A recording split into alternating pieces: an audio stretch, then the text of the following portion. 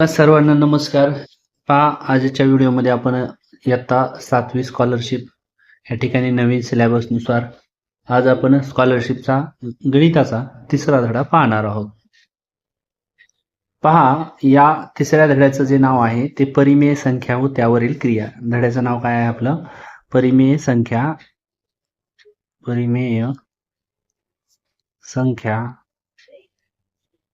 व त्यावरील क्रिया हा तिसरा धडा आहे.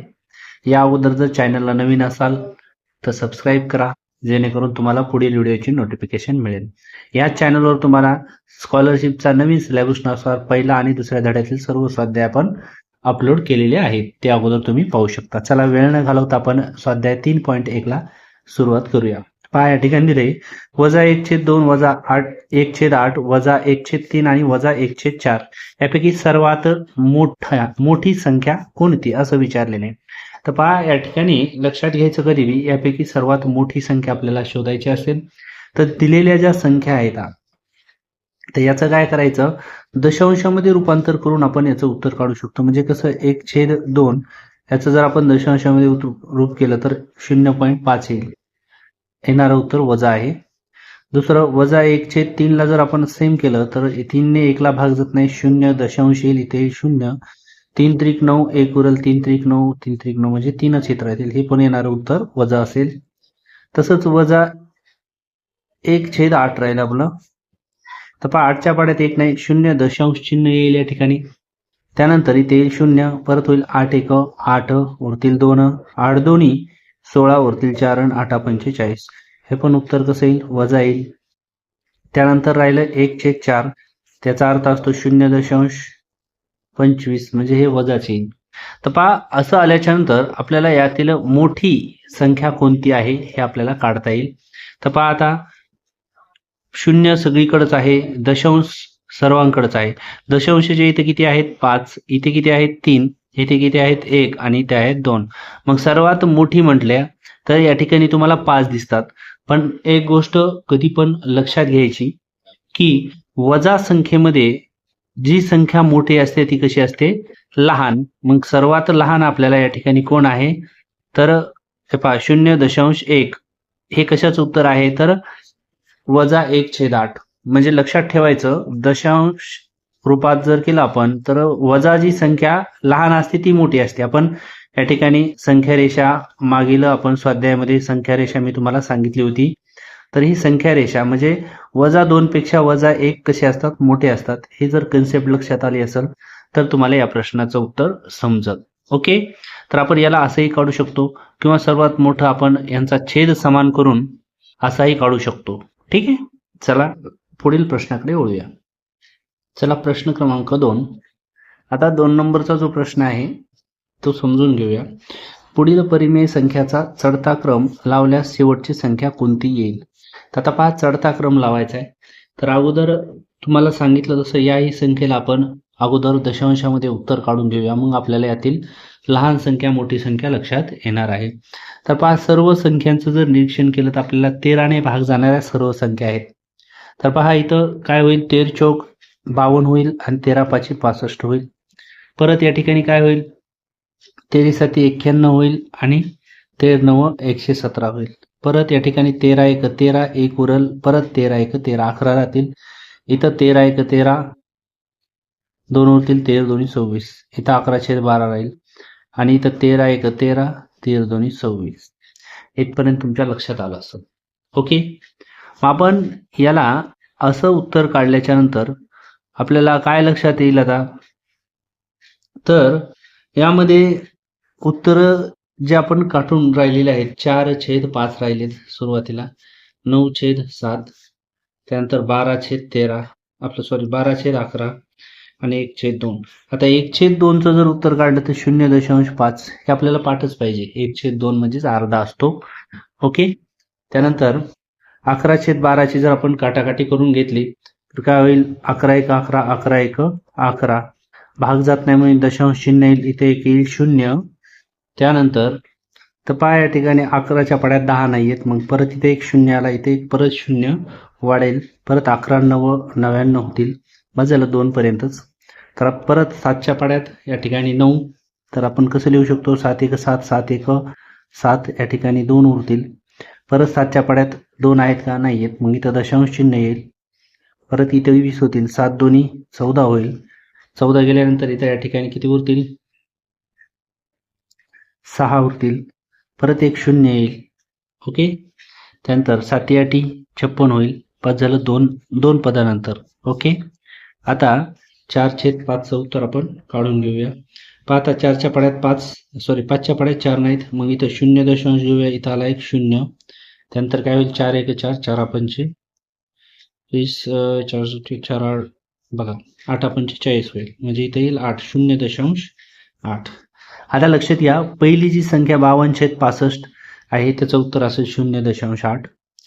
त्यानंतर 117/51चं उत्तर असेल 1.28. 156/143 याचं उत्तर असेल 1.09 आणि 13/26चं उत्तर असेल 0.5. ओके, आता या संख्या लावायच्यात आपल्याला चढत्या क्रमाने. कशा क्रमाने, चढता क्रम. पहा, चढता क्रम. आता चढता क्रम लावताना आपण अगोदर सर्वात कशी संख्या असते, तर लहान संख्या, बरोबर आहे. मग सर्वात लहान कोण आहे इथं, 0.5 आणि 0.8, म्हणजे 0.5 सर्वात लहान आहे, म्हणजे इथे येईल 13/26. इथपर्यंत लक्षात आलं. 2 नंबरला येणारे 52/65. कशामुळं, कारण 0.5 पेक्षा थोडा मोठा 0.8 आहे आणि ही किंमत कोणाची, 52/65 आहे. ओके, 3 नंबरला काय, 1 इथं 9 आहे, 0 आहे आणि इथं 1.2 आहे, म्हणजे 12/11. कशाचं उत्तर आहे, 156 येईल इथं. 156/143 आणि सगळ्यात शेवटी कोण राहणार आहे, तर तो राहणार आहे बघा 117/91. ओके, तर असं आपण याला चढत्या क्रमाने मांडू शकतो. तर लक्षात घ्या, आता चढत्या क्रमाने मांडल्यास सर्वात शेवटी कोण आला, 117/91. ऑप्शन क्रमांक 3 हे उत्तर आपलं बरोबर आहे. ओके, चलायचं पुढील प्रश्नाकडे. चला प्रश्न क्रमांक 3 पाहूया. पुढील संख्या उतरत्या क्रमाने लिहिल्या असता मिळणारी शेवटून तिसरी संख्या आपल्याला शोधायची. तर आता या संख्या उतरत्या क्रमाने मांडायच्या. उतरता क्रम इथं मांडूया आपण. आता लक्षात घ्या, याही संख्येला आपण जर दशांशामध्ये जर कन्वर्ट केलं तर 3/8चं उत्तर काय येईल, 8च्या पाड्यात 3 नाहीत, म्हणजे 0. इथं आला एक 0. 8 1 8 8 त्रिक 24 येईल. किती उरतात, 6. 0 आला, त्यानंतर किती झाले 60. 8 7 56 होईल, 4 उरतील, 0 येईल, त्यानंतर 8 45 येईल. पहिल्या संख्येचं 0.375 उत्तर आले. आता 13/21चं काढूया. तसंच 21च्या पाड्यात 13 आहेत का, नाही आहेत, मग 0. येईल इथं. इथं वाढला 0. परत 21 सगळं या ठिकाणी 6चा भाग बसल. त्यानंतर 21 सगळं किती, तर ते होतात 126. तर याच्यामध्ये 126 जर गेले तर किती उरतात, 27 28 29 30, 4 उरले. पण आता इथं ऑलरेडी आपण काय घेतलेला, इथं दशांश घेतलेला, म्हणजे इथं एक 0 आला. 21च्या पाड्यात 40 आहेत का, नाही, 21 1 21. परत इथं 19 उरतील, परत एक 0 येईल आणि 21 9 होईल. तर पहा, दशांशाच्या नंतर 3 घरं इथंही आपलं उत्तर आलेलं आहे. आता आपण 4/7चं उत्तर काढून घेऊया. 7च्या पाड्यात 4 नाहीत, 0. घ्या, इथं आला 0. 7 5 किती होतील, 35. इथं किती उरतील, 5. ओके, त्यानंतर 0 आला, त्यानंतर 7 7 7 49 होईल, 1 उरल, भाग जात नाही, पुन्हा 0 देऊया. परत 7 1 7, दशांशानंतर 3 संख्या थांबूया इथं. आता राहिलं 9/11चं. तर पहा, 9/11.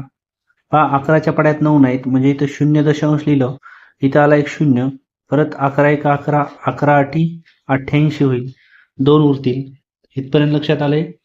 आता 0 घेतला, परत 11 1 11 होईल, परत किती उरतील याच्यातले 9. परत 0 आला, 11 8 88 झालं. पॉईंट नंतर 3 संख्या आल्या. इथपर्यंत तुमच्या लक्षात आलं असेल. पाहता या संख्या उतरत्या क्रमाने मांडायच्या. तर उतरत्या क्रमाने मांडताना दशांशाचे इथं 3 आहेत, इथं 6 आहेत, इथं 5 आहेत, इथं 8 आहेत. उतरत्या क्रमाने म्हणजे सगळ्यात मोठी संख्या कशी असणार आहे? 0.8 ची असणार आहे. म्हणजेच काय असणार आहे? 9/11. इथपर्यंत लक्षात आलं. दुसरी संख्या कोणती असणार आहे? 0.6 ची असणार आहे. म्हणजेच 13/21 असणार आहे. लक्षात येते. तिसरी संख्या कोणती असणार आहे आता? 0.5 आणि 0.5 असणार आहे. ओके,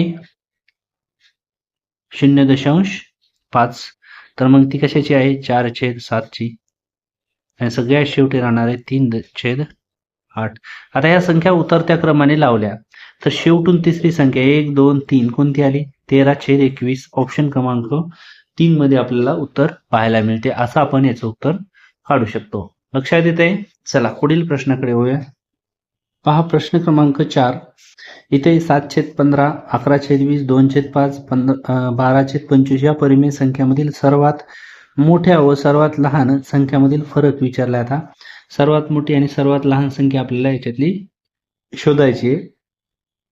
सांगितल्याप्रमाणे आपण याचं दशांशामध्ये उत्तर काढून घेऊया, किंवा याचं तुम्हाला सांगितलं तसं छेद समान करून आपण देखील उत्तर काढू शकतो. छेद समान केला तर तुम्हाला नियम लक्षात पाहिजे. छेद समान असल्यास ज्याचा अंश मोठा तो अपूर्णांक मोठा असतो. हे नियम पाठ असणं गरजेचं आहे आपल्याला. ओके, तर आपण वरील जे दोन्ही उदाहरणं आहेत ते आपण दशांशामध्ये काढले. आता याचं एक उदाहरण तुम्हाला छेद समान करून दाखवतो. तर पहा, छेदाचा काय करायचा? सर्व लसावी काढायचा. मग छेद किती? तिथं 15, 20, 25 आणि 5 आणि 25. यांचा लसावी कसा काढायचा? लक्ष द्या. 3ला भाग जाण्याची संख्या 5. 5×3 15, 5×4 5, 5×1 5, 5×5 25. परत 3ला भाग जाणारी संख्या नाहीये. म्हणजेच काय करणार? एकदा 3 ने देणार, एकदा 4 ने, एकदा. म्हणजेच काय करणार? एकदा 3 ने भाग देणार, एकदा कितीने देणार? 4 ने देणार, आणि एकदा कितीने देणार? 5 ने. ठीक आहे. आणि ह्या कडीच्यांचा सगळ्यांचा गुणाकार म्हणजे लसावी असतो. पहा, 3×5 15, 15×4 60, 60 गुणिले 5 6×5 30, 300 होतात. किती आला लसाव्याचा? 300. हाला लसावी. छेदाचा लसावी किती आला? 300. याचा अर्थ सर्वांचा छेद आपल्याला किती करायचा आहे? 300 करायचा आहे. तर आता करूया एक एक. तर पहा, 7/15, 15ला कितीने गुणल्यावर 300 होतील? तर 20 ने गुणावं लागेल. अंशाला 20 नेच गुणा. काय झालं? 7 2 14, 140/300 आलं. दुसऱ्याचं जर 11/20 घेतलं, 20ला कितीने गुणल्यावर 300 येईल? तर 15 ने. अंशालाही 15 ने गुणा. पहा, 15×1 15, 15×1 15 ने 16, 165/300 आलं. ओके. आता तिसरी संख्या कोणती आहे? 2/5. तर पहा, या ठिकाणी 5ला कितीने गुणल्यावर 300 येईल? तर 60 ने. यालाही 60 ने गुणा. 6 2 12, 120 होईल आणि छेदात होईल 300. चौथा या ठिकाणी परिमेय संख्या आहे 12/25. 25ला कितीने गुणल्यावर 300 होईल? तर 25 गुणिले 12 होईल. अंशाला बी 12 ने गुणा. त्याचं उत्तर येईल 144/300. तर पहा, फायनल आपल्याला हे जे तुम्हाला गोल केलेले दिसत आहेत हे आपल्याला छेद समान करून आलेली परिमेय संख्या आहेत. ओके. त्याच्यामध्ये आता सर्वात मोठ्या व सर्वात लहान. आता सर्वात मोठी संख्या लक्षात घ्या. छेद समान असल्यास कशाचे? अपूर्णांकाचे छेद समान असल्यास ज्याचा अंश मोठा तो मोठा असतो. अंश मोठा तो मोठा, हे लक्षात पाहिजे. हा नियम आहे. काय? छेद समान असल्यास अंश मोठा तो मोठा. ओके. तर आता पहा, कोण मोठा आहे? मग सगळ्यात 165. हा मोठा दिसतो. मग हा काय आहे? 11/20. मोठा घेतला. सर्वात लहान कोण आहे मग याच्यातला? हे 120. हा किती आहे? 2/5. त्याला करायचं वजा 2/5. इथपर्यंत लक्षात आलं तुम्हाला? आता या दोघांची जर वजाबाकी करायची असेल तर यांचा करावा लागतो छेद समान. काय करावा लागतो? छेद समान. ठीक आहे. तर आता पहा, याचा 20 आहे म्हणजे याचा 20 आणण्यासाठी याला 4 ने गुणलं, यालाही 4 ने गुणलं. तर इथं काय झाला? छेद समान झाला. मग या 11 वजा 4 2 8, म्हणजे 11 वजा 8 छेदात किती राहिले? 20. 11 मधून 8 गेले, 9 10 11, 3/20. या ठिकाणी ऑप्शन क्रमांक 1 मध्ये उत्तर पाहायला मिळते. कारण हे पहा, हे 20 झाला, हे 20 झाला म्हणून एकदाच लिहिला आणि अंशाची काय केली आहे, वजाबाकी. लक्षात आलं? तर अशा पद्धतीने देखील असं आपण गणित सोडू शकतो. किंवा मग तुम्हाला जर वाटत असेल याचं पॉईंटमध्ये उत्तर आणायचं आणि नंतर ठरवायचं, तसंही चालते, काही अडचण नाही. ओके, दोन्हीपैकी कुठल्याही पद्धतीने सोडवा. चला पुढील प्रश्नाकडे वळूया. प्रश्न क्रमांक 5. 5व्या प्रश्नामध्ये लक्षात घ्या, पुढील परिमेय संख्या चढत्या क्रमाने लिहिल्यास सर्वात मोठी व सर्वात लहान परिमेय संख्या यांची जोडी आपल्याला विचारली आहे. तर लक्षात घ्या, इथं पहा, अंशामध्ये आणि छेदामध्ये आपल्याला या ठिकाणी 1चा फरक दिसतो, वजा 1चा. ओके, मग एक गोष्ट लक्षात घ्यायची, अंश आणि छेद, अंश आणि छेद यांच्यामधला जर फरक सारखा असेल किंवा असल्यास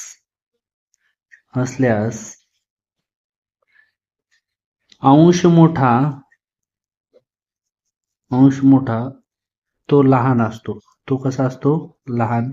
हा नियम लक्षात ठेवायचा. फरक जर अंशात आणि छेदात सारखा असेल तर, अंश आणि छेद यांच्यातला फरक सारखा असल्यास अंश मोठा तो लहान असतो.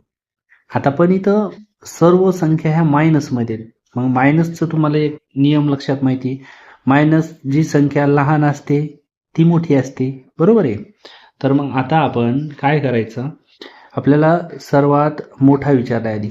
मग आता काय आपला नियम, अंश मोठा तो लहान असतो, बरोबर आहे. मग आता अंश कोणाचा मोठा इथं, 17/18, ह्याचा अंश कसा आहे, मोठा आहे. मग हा काय असतो नियमानुसार, लहान, पण लहान असतो, बरोबर आहे. अंश मोठा तो लहान असतो, पण हे मायनस असल्यामुळं हा कसा असेल, मोठाच असेल. कसा असेल, अंश मोठा तो मोठाच होईल. ही मोठा झाला, कसा झाला, मोठा. आणि हा काय झाला, सर्वात कसा झाला, सर्वात लहान. हा नियम आहे, पण मायनस चिन्ह असल्यामुळे त्याच्या उलट झालं, म्हणजे अंश मोठा तो लहान होण्याच्या ऐवजी मोठा झाला. आलं लक्षात? जो लहान आहे, तर आता ह्या दोन आपल्याला या ठिकाणी परिमेय संख्येची जोडी आपल्याला विचारली आहे. दोन्ही परिमेय संख्या आपल्याला मिळाल्या. ओके, तर अगोदर काय विचारले, सर्वात लहान परिमेय संख्येची जोडी कोणती. दिलेल्या पर्यायात सर्वात मोठ्या व सर्वात लहान परिमेय संख्याची जोडी कोणती. तर ऑप्शन मध्ये आपल्याला कुठं पाहायला मिळते, ऑप्शन क्रमांक 4 मध्ये. लक्षात येते? ओके, चला धड्याची पूर्ण माहिती वाचा म्हणजे तुमच्या लक्षात येईल. चला पुढील प्रश्नाकडे वळूया. पहा, पुढील परिमेय संख्या चढता क्रम कोणता आहे. पाहता यांचा चढता क्रम लावायचा. कसा, चढता क्रम. चढता क्रम म्हणजे लक्षात घ्यायचं, कधी बी लहान संख्याकडून मोठी संख्याकडे. ओके, मग सर्वात लक्षात महत्वाची गोष्ट एक घ्या की इथं ही संख्या कशी आहे, धन आहे, बाकीच्या ऋण आहेत, म्हणजे ही सर्वात कशी असणार आहे, मोठी. मग ही मोठी असणार तर सर्वात शेवटी कोण असणार आहे, 4/17. असं जर आपण उत्तर काढलं तर हे गणित आपल्याला सोडवायची सुद्धा गरज पडत नाही, कारण 4/17 सर्वात शेवटी असणारा ऑप्शन क्रमांक 1 मध्येच आहे, कारण हा धन अपूर्णांक आहे, बरोबर आहे. धन अपूर्णांक असल्यामुळं हा सर्वात मोठा आहे आणि चढता क्रम असल्यामुळे हा सर्वात शेवटी असणार. तर सर्वात शेवटी असणारा एकच ऑप्शन आहे, म्हणजे आपण असं देखील परीक्षेमध्ये आपला वेळ वाचू शकतो. ओके, नुसता तुम्हाला तर माहिती, एक छेद समान करून किंवा याचे दशांशामध्ये म्हणजे पॉइंट मध्ये उत्तर आणून आपण लहान मोठेपणा चढता उतरता क्रम करत असतो. ठीक आहे, चला पुढे जाऊया. हा प्रश्न क्रमांक 7. हा प्रश्न आपण मागील स्वाध्यायामध्ये पाहिला होता. मागील स्वाध्यायामध्ये म्हणजे कोणत्या स्वाध्यायामध्ये, तर स्वाध्याय 2.3 मध्ये सेम टू सेम हाच प्रश्न आहे. स्वाध्याय 2.3 मध्ये प्रश्नाचा नंबर आहे 7, प्रश्न क्रमांक आहे 7. तरी पण आपण हा प्रश्न परत एकदा तुम्हाला सोडून देऊया. त्या अगोदर जर चॅनलला नवीन असाल सबस्क्राईब करा, कारण सर्व स्पर्धा परीक्षेचे गणितचे महत्त्वाचे सर्व स्वाध्याय आपण या चॅनलवर अपलोड करत असतो. जर तुम्ही नवोदयची ऑनलाईन तयारी करत असाल तर या चॅनलमध्ये आपल्या नवोदय मिशन हे आपलं प्ले स्टोअरला ॲप आहे. यामध्ये तुम्हाला नवोदयच्या 5-10 टेस्ट फ्रीमध्ये पण सोडून दिलेले आहेत. ठीक आहे. तर तुमच्या जर कोणी ओळखीचे नवोदयची तयारी करत असतील तर तुम्ही हे ॲप डाउनलोड करून घेऊ शकता. आणि आपल्या चॅनलवर देखील नवोदयचा सर्व सिलेबस फ्रीमध्ये पण आपण अपलोड केलेला आहे. ओके, चला पुढे जाऊया. आता पहा, प्रश्न सोडवताना लक्षात घ्या. हा प्रश्न आपण असा सोडू शकतो. पहा, 7 1 7 7 चोक 28, त्यानंतर 5 1 5 5 त्रिक 15. इथपर्यंत लक्षात आलं तुमच्या? परत काय करणार तुम्ही मग आता? इथं काय राहिले शिल्लक? तर शिल्लक राहिले पहा, 3 1 3 3 त्रिक 9 4 1 4 4 2 8.